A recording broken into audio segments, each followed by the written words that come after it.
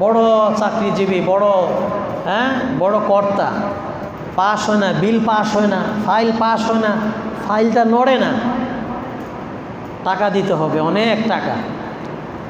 কি সুন্দর অফিসার, কি দেখতে সেই রকম, সমাজের মানুষ তার কি সম্মানিত মনে করে, কিন্তু সেই বেটা ঘুষখোর, দুর্নীতিবাজ। সমাজে যদি মানুষ সঠিক পথে আয় উপার্জন করত, তাহলে এই সমাজ কত উন্নত হইত। কে কাঠটা খাবে, মানে এই হচ্ছে আমাদের অবস্থা ভাই। প্রত্যেক ব্যক্তির যদি হিসাব নিকাশ নেওয়া হয়, তাহলে কি পরিমাণ অবৈধ সম্পদ বের হবে, যে সম্পদ দিয়ে আমার দেশের গরিব মানুষ কত ভালো থাকতে পারে। বাড়িতে খাওয়ার গোস্ত নাই, নাতি দাঁড়ায় আছে, গোস্ত খাবে, কুরবানির গোস্ত। দাদির কাছে তো গোস্ত নাই, গোস্ত কোত্থেকে দেবে? এই জন্য নাতিকে বুঝ দেওয়ার জন্য চুলার মধ্যে আলু বসায় দিছে। চিন্তা করেন, এই গরিব আমার দেশের গরিব, কিন্তু বিপরীতে আমার দেশের যারা এই যে বললাম দান বাম করে টাকা উপার্জন করে, কি পরিমাণ সম্পদ তার আছে তার জানা নাই। ছেলের নামে, মেয়ের নামে, যদি বৈধভাবে হইতো ঠিক আছে, কিন্তু সব তো অবৈধ। সরকার তোমার 1 লক্ষ টাকা দেয়, তুমি এটার উপর সন্তুষ্ট থাকো না ভাই। 50,000 দেয়, তুমি আলহামদুলিল্লাহ বলো। কেন তোমাকে আবার ডাইন বাম করে লক্ষ লক্ষ টাকা অন্যায়ভাবে ইনকাম করা লাগবে? এর হিসাব কি হবে? তুমি তো মরে যাবা, কিন্তু তোমার সম্পদ ভোগ করবে তোমার সন্তানরা। আলিশান গাড়ি নিয়ে চলবে, বাড়ি নিয়ে চলবে। তুমি কি সম্পদের হিসাব কিভাবে দিবা? তোমার এই পরিবার সবার শাস্তি, কষ্ট তোমাকেই তো ভোগ করা লাগতে পারে। এটা বড় বেটাগিরি না? এই জন্য গরিব ভালো আছে, যে গরিব রিক্সাওয়ালা সৎ পথে আয় করে, খবরদার তারে কখনো তুচ্ছ মনে করবেন না। আমাদের তো একটা নেচার আছে, অনেক সময় আমাদের সম্পদ বেড়ে গেলে গরিব দেখলেই এটা গরিব, মানে যেন কাজ দিয়ে গেলেও কেমন সমস্যা। একটা রিক্সাওয়ালা, সে দিন এনে দিন সকালে বের হয়, নামাজ পড়ে বের হয়, 50 টাকা, 100 টাকা, 500 টাকা, 1000 টাকা, বাস নিজের গায়ের শ্রম দিয়ে আয় ইনকাম করে প্রতিদিন এভাবে সংসার চালায়। আরেক বেটায় মাসে 2 লাখ 5 লাখ টাকা সরকারি বেতন পায়, আবার মাসে 50 লাখ টাকা ঘুষ খায়। রিক্সাওয়ালার কোনো কিছু নাই, ভাসমান সে থাকে, আর ওই বেটার বাড়ি গাড়ির অভাব নাই। বলেন আল্লাহর কাছে মর্যাদা মূল্যবান কার? রিক্সাওয়ালার মর্যাদা অনেক বেশি। কিন্তু অনেক সময় আমরা এই গরিব ছেলে পেলে বা দেখলে আমাদের মনে কেমন কেমন লাগে, এটা অহংকারী ভাব। এই অহংকার আমাকে ধ্বংস করে দেবে। রাসূলুল্লাহ সাল্লাল্লাহু আলাইহি ওয়াসাল্লাম সারা জীবন গরিবানা হালতে উনি জীবনযাপন করছেন। গরিবদের জন্য থাকার জন্য বলছেন, দোয়া করছেন, আল্লাহ আমি যেন মিসকিনদের সাথে থাকতে পারি। তুমি মিসকিনদের মাথায় হাত দাও, অসহায়দের পাশে দাঁড়াও। তোমার কলিজা নরম হবে, ভালো লাগবে যদি অসহায়দের সাথে থাকা হয়। মহা দুর্নীতিবাজি করি, অন্যায় করি, কিন্তু অনেক সময় এরকম তার অন্যায়ের শেষ নাই, কিন্তু একটা গরিব মানুষ পাইলে বাজে বকা কাকে বলে। আর কি রকমের কথা, 19 থেকে 20 হয়েছে বাস রিক্সাওয়ালার সাথে, অথবা আমার অধীনে কেউ চাকরি করে, আমার ড্রাইভার হোক, কাজের কোনো মানুষ হোক। অথচ আনাস রাদিয়াল্লাহু তাআলা আনহু রাসূলুল্লাহ সাল্লাল্লাহু আলাইহি ওয়াসাল্লামের 10 বছর খাদেম সেবা করছেন। ওনার কোনো আচরণে আনাস রাদিয়াল্লাহু তাআলা আনহু বলছেন যে আমার কোনো আচরণে রাসূলুল্লাহ সাল্লাল্লাহু আলাইহি ওয়াসাল্লাম কোনো সময় কেন এটা করলা এরকম প্রশ্ন করে নাই কোনোদিন। আর আমরা তো তুই তাই তার 14 গোষ্ঠী তুলের গালাগালি করি। প্রিয় ভাইয়েরা, ব্যবহার আখলাক আল্লাহর কাছে সবচেয়ে দামি ওজনই জিনিস। কিয়ামতের দিনে সবচেয়ে ভারী ওজন হবে সুন্দর ব্যবহার। মুখে একটা মুষ্টি হাসি দিয়া কে শত্রু কে মিত্র, কেমন আছেন ভাই, ভালো আছেন কি না, এই যে ব্যবহার, এটা আল্লাহর কাছে সবচেয়ে বেশি ভারী হবে। রাসূল সাল্লাল্লাহু আলাইহি ওয়াসাল্লাম বলছেন, আল্লাহ তাআলা রাসূলুল্লাহ সাল্লাল্লাহু আলাইহি ওয়াসাল্লামের স্বাভাবিকভাবে যদি আমরা জীবন আচারগুলো খোঁজ করি, রাসূল সাল্লাল্লাহু আলাইহি ওয়াসাল্লাম অনেক ইবাদত করছেন। এইসব ইবাদতের প্রশংসা তেমন হয় নাই, ওনার ব্যবহারের প্রশংসা আল্লাহ করছেন। ইন্নাকা লাআলা খুলুকিন আযীম, আপনি তো মহা উত্তম চরিত্রের অধিকারী। তো উত্তম ব্যবহারের প্রশংসা আল্লাহ তাআলা রাসূলের করছেন। ব্যবহার এত বড় জিনিস, মানে মাঝে মাঝে অনেকের অনেক কথা শুনে দেখে কষ্ট লাগে যে তার অন্যায়ের শেষ নাই, জুলুমের শেষ নাই, কিন্তু সে অন্যের সাথে আচার ব্যবহার এমন করে হারাম টাকা দিয়ে ভরে ফেলছে। কি হইব টাকা দিয়ে? দুনিয়ায় বিপদে পড়লেই ওই যে বিভিন্ন পত্রপত্রিকাতে এখন 15 লক্ষ টাকার ছাগল কাণ্ড, খবর তো মোটামুটি সবাই জানে। যে বেটা ছাগল কিনছে, বাপকে খুঁজে পাওয়া যাইতেছে না। বাপকে, বাপে কইটা আমার ছেলে না, ছেলে কইটা আমার বাপ। চিন্তা করেন, হিসাব আসবে যে এই ছেলে এত টাকা পায় কই, কি বিশাল বিশাল দামের গাড়ি। এই জন্য জানি না আল্লাহ আলাম কি হালাকি গতিগুলো আমাদের খোঁজার দরকার নাই। কতগুলো কথা বলতেছি যে দুনিয়ার একটা বিষয়, টাকার হিসাব গোড়া থেকে বের হবে। এই জন্য হয়তো ছেলে আমার না, আমার এরকমের কোনো ছেলে নাই, এই রকমের যদি দুনিয়ায় হালত হয় বলেন, তাহলে কিয়ামতের ময়দানে কি হবে? দুনিয়া এখনো পানিশমেন্ট শুরু হয় নাই, খালি একটু যে অমুকে আমার বাপ, না না না আমার বাপ ছেলে না, অস্বীকার। তাহলে কিয়ামতের মাঠের অবস্থাটা কি হবে? এই যে ছেলে মেয়েদের জন্য অন্যায়ভাবে সম্পদ জোড়াইতেছি, এই ছেলে তো আমার গলায় ছুরি চালাবে, দুনিয়া তো চালাবে, মরার পরও চালাবে। সন্তানের জন্য, বউয়ের জন্য, কি বোকা মানুষেরা! মানুষের থেকে জোর করে অন্যায়ভাবে শোধ ঘোষ নানাভাবে অমক তমক বলে সে আমারে গিফট করছে। আরে ভাই, তোমারে কিসের গিফট করে? এটা গিফট না, এটা শোধ আর ঘোষ। 10 টাকা 5 টাকা শোধ ঘোষ, মানে কি কারবার! এমন কোনো জায়গা নাই যেখানে এই অন্যায় দুর্নীতি শোধ ঘোষ অমক তমক নাই। বেটা কারেন্ট লাগাবে, বাস 2000 টাকা নিয়ে আইবে। রাস্তায় একটা বাস গাড়ি দাঁড়াবে, অন্যায়ভাবে বাস 50 টাকা 100 টাকা খাইয়ে নিবে এর থেকে। এগুলো কি? কোন পেটে ঢুকছে এই টাকা?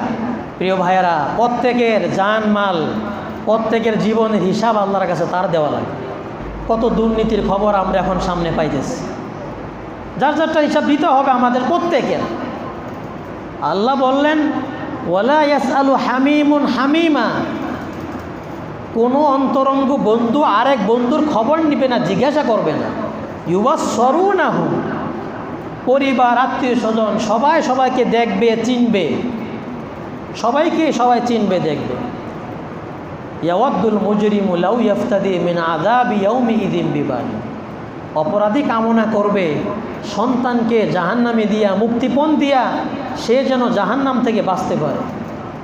ওয়াসাহিবাতি ওয়া আখি, যে স্ত্রীর জন্য অবৈধ সম্পদ করছে, মানুষের উপর জুলুম করা হয়েছে, সেই স্ত্রীকেও মুক্তিপণ হিসাবে দিতে রাজি হবে। অবানিহি, সন্তানকে দিতে রাজি হবে। অফাসিলাতি ইল্লাতি তুবি, বংশ 14 গোষ্ঠী যারা তাকে আশ্রয় দিত, সবাইকে মুক্তিপণ হিসাবে দিতে রাজি হবে। শুধু তাই নয়, ওমান ফিল আরদি জামিআ সুম্মা ইউনজি, গোটা পৃথিবীর সব কিছু মুক্তিপণ দিয়ে হইলেও সে নাজাত চাবে, মুক্তি চাবে আল্লাহর কাছে। কি ভয়াবহ দিনটা হবে ভাই! আমার সবার কাছে অনুরোধ থাকবে যে আমার টাকাটা হালালভাবে ইনকাম হচ্ছে কিনা। আপনি প্রত্যেকের জন্য একটু চিন্তা করি যে না, আমি যে ব্যবসা করি, এই চাকরিটা করি, বা যেভাবে আমি যে টাকাটা কামাই, এটা কি আসলে হালাল কিনা। আপনি ডিউটি করবেন 8টা থেকে 2টা পর্যন্ত, ডক্টর আপনি সরকারি অফিসার অথবা কোনো বেসরকারি চাকরি করবেন। আপনি ওখান থেকে 10টা বাজে গেলেন, 2 ঘন্টা ডিউটি করলেন আরেক জায়গায়, আবার ওখানে 12টা বাজে দিয়ে আইসা আবার 2 ঘন্টা অন্য জায়গার মধ্যে আপনি ডিউটি করলেন, হইল না। তো এইভাবে যারা তাকওয়া চর্চা করবে, করে প্রত্যেকে চিন্তা করবে যে আমার ইনকামটা হালাল কিনা। আবু বকর রাদিয়াল্লাহু তাআলার একটা ছোট্ট ঘটনা বলি, সহিহ বুখারীতে আসছে। ঘটনাটা মনোযোগ দিয়ে শোনেন। আবু বকর সিদ্দিক রাদিয়াল্লাহু তাআলা আনহু, ওনার একটা গোলাম ছিল। এই গোলামটা আবু বকর রাদিয়াল্লাহু তাআলা আনহুর জন্য প্রতিদিন নির্ধারিত পরিমাণ কিছু সম্পদ বলেন, খাবার বলেন, এটা ওনাকে দিত, প্রতিদিন দিয়ে আসতো। আবু বকর রাদিয়াল্লাহু তাআলা আনহুকে গোলামটা আয়না দিতেন। সংক্ষেপে বলছি তো, একদিন ওই নির্ধারিত পরিমাণ সম্পদ বা যে খাবার আবু বকর রাদিয়াল্লাহু তাআলা আনহুকে দিলেন। তা আবু বকর রাদিয়াল্লাহু তাআলা আনহু খাবারটা খাইলেন, ওই সম্পদ দিয়ে অথবা ওই খাবারটা উনি খাইলেন। গোলাম বললেন, আবু বকর, আপনি যে খাবারটা খাইলেন এটা কিসের খাবার জানেন? খুব ভালো করে মনোযোগ দিয়ে শোনেন। বলে, আপনি যে খাবারটা খাইলেন কিসের খাবার জানেন? গোলাম বলতেছে, আবু বকর রাদিয়াল্লাহু তাআলা বলছে, না বলো, তুমি তো প্রতিদিনই খাবার আনো, সেই হিসাবে আমি খাবারটা খাইলাম। বলে, আমি জাহিলি যুগে বা আরও আগে এই যে গণকের চাকরি করতাম। গণক, গণক বুঝেন? ওই যে হাত দেখে, আরও কি দেখে, এই হবে হে হবে, তোমার ভবিষ্যৎ এটা। হ্যাঁ, এই আমরাও যাই মাশাআল্লাহ, তাই না? লাইন ধরে যাই আমার ভবিষ্যৎ উজ্জ্বল করার জন্য। হ্যাঁ, নাউজুবিল্লাহ পড়েন সবাই। এই সমস্ত গণক সনকের কাছে কেউ যাবেন না, শিরকি কর্মকাণ্ড এগুলা। ভালোভাবে আমি গণকের কাজ বা পারতাম না, মোটামুটি চেষ্টা করতাম। আছে না আমাদের সমাজে এরকম অনেক রকমের কবিরাজ আছে বা ইত্যাদি ইত্যাদি। তো কোনো একদিন এক ব্যক্তির এই রকমের গণকের কাজ করে দিছিলাম আমি। ওই সময় উনি আমাকে কি করে নাই, আমার পারিশ্রমিক ওই সময় দেয় নাই, উনি দিতে পারে নাই বা দেয় নাই। এই কালকে বা আজকে ওনার সাথে আমার দেখা, ওই যে আমি গণকের কাজ ওনাকে করে দিছিলাম, ওনাকে প্রতারণা করছিলাম, ভালোভাবে করতে পারি না। ওই গণকের পারিশ্রমিক, গণনার কাজটা আমি ওনার জন্য করে দিয়েছিলাম, ওই সময় দিতে পারে নাই। ওই গণকের কাজের পারিশ্রমিক যেটা আমাকে দিল আজকে, ওইটাই আমি আপনাকে এনে দিচ্ছি, আর আপনি এখান থেকে কী করলেন, খাবার খাইছেন। আবু বকর সিদ্দিক রাদিয়াল্লাহু তাআলা আনহুর তাকওয়া, আল্লাহর ভয় চিন্তা করেন কেমন। উনি সাথে সাথে মুখের ভিতরে হাত ঢুকাই দিচ্ছেন, একেবারে মুখের ভিতরে, মানে যতটুকু যেভাবে লাগে আর কি, ওই খাবারটাকে সাথে সাথে বের করার জন্য। বুখারীতে স্পষ্টভাবে আছে, ওনার মুখের ভিতরে বারবারে আঙ্গুল বা হাত করে উনি সবটুকু খাবার, একেবারে যা খাইছেন সব খাবার এই পেট থেকে, মুখ থেকে বের করছে। সুবহানাল্লাহ বলবেন না? তো এটা চিন্তা করেন, কয় বছর আগে এই বেটায় গণকের কাজ করছে, আর কতদিন পরে গণকের একটু পারিশ্রমিক দিছে, এই টাকাটা আবু বকরকে দিছে সম্পদ, এখান থেকে খাইছেন। উনি চিন্তা করছেন, সর্বনাশ, এই তো দেখা যায় সন্দেহযুক্ত খাবার, হারাম খাবার, হারাম উপার্জন, সাথে সাথে ওনার পেট থেকে বের করছে। আর আমাদের অবস্থা বেটা চিন্তা করেন, ঠান্ডা মাথায় তেল মালিশ লাগাইয়া, মাথাটা তেল দিয়া ইচ্ছা মতন হারাম আর হারাম আর হারাম ইনকাম করছে। ব্যবসা লাগাইছে, ইন্টারেস্ট বলে 1000 টাকা নিবা, 100 টাকা বেশি দিবা, লাগাইছে টাকা। আছে না সমাজে, বলে টাকা পাওয়া যায় না, টাকা দিয়া 1000 টাকা ধার নিলে 100 টাকা বেশি দেওয়া লাগবে। এ পেট থেকে এগুলা সব বের হবে ভাই। কোন দিক থেকে কি করি, আবার এই হারাম উপার্জন করে বড় বড় হজ করাই, হজের কোনো দাম নাই। এই হারাম উপার্জন দিয়ে, হারাম দিয়ে আমি হজ করলাম, এই হজের কোনো মূল্য আল্লাহর কাছে নাই। এই হারাম সম্পদ দিয়া 50 লাখ টাকার গরু আর উট জবাই করলে এটার কোনো দাম আল্লাহর কাছে নাই। প্রিয় ভাইয়েরা, আল্লাহ বলছে খবরদার অন্যায়ভাবে সম্পদ কামায়ও না। যতভাবে অন্যায় হইতে পারে, একটা দুইটা তো না, যে একটা দুইটা বললে হইতো, শত পদ্ধতি, সুদ, ঘুষ, চুরি, ডাকাতি, ছিনতাই, ওই যে বললাম টেবিলের নিচ দিয়ে দেয়, খুশি হইয়া দেয়, খুশি হইয়াও দিলে এটা জায়েজ হয়ে যায় নাকি? প্রিয় ভাইয়েরা, আমরা সমাজে প্রত্যেকে কোনো না কোনো চাকরি করি, ছোট হোক বড় হোক, তাই না? সুতরাং আমি কিভাবে এই টাকাটা আমার পকেটে আসছে এই জন্য চিন্তা করি। আবু বকর সিদ্দিক রাদিয়াল্লাহু তাআলা এই ঘটনাটা আমাদের সবার যেন জানা থাকে যে আবু বকর সিদ্দিক রাদিয়াল্লাহু তাআলার অবস্থাটা কেমন হয়েছে। আটানা 1 টাকার জন্য চিন্তা করতে হবে, হায় হায় আমার আটানা পয়সা কিভাবে আসলো, আমার না জানি কোত্থেকে আসলো। ওই যে আগে একবার বলছিলাম, বলে এক পুলিশ ছিলেন, আগের জীবনে অনেক সুদ খাইছে, ঘুষ খাইছে, পরবর্তী জীবনে এসে ভালো হয়ে গেছে, দাঁড়িয়ে রাখছে, নামাজ পড়ছে। সে বলছে, ভাই হুজুর আমি এখন এত টাকা ঘুষ খাইছি, কিভাবে কি করব? কিছুই করার না, ওই টাকা দুনিয়াতে দেওয়া যাওয়া লাগবে, ওই টাকা দুনিয়াতে কি করা লাগবে, দিয়ে যাইতে হবে। প্রিয় ভাইয়েরা, ইনকামটা যেন আমাদের হালাল হয়, ব্যবহারটা ভালো হয়।